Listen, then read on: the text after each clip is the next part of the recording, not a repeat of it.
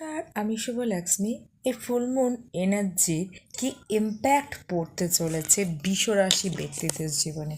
এই ফুলমুন এনার্জির কি ইম্প্যাক্ট চলছে বিশ্বরাশি ব্যক্তিদের ক্ষেত্রে এই সময় কিন্তু একাকিত্ব ভাবনা কিন্তু বৃদ্ধি পাবে। ব্যক্তিরা এই সময় একাকিত্ব অধিক বেশি ফিল করবে।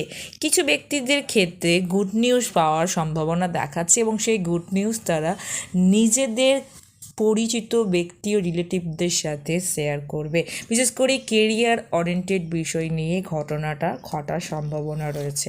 আর কি দেখা যাচ্ছে, কিছু ব্যক্তিদের এনার্জি একটা কোনো ট্র্যাপের মধ্যে পড়ে যাওয়া, বা বিশেষ করে এমন একটা জায়গায় বাঁধা পড়ে গেছি যে সেখান থেকে মুভ করতে পারছি না এবং মানসিকভাবে স্থিতি কিন্তু খুবই স্ট্রেসফুল অবস্থা।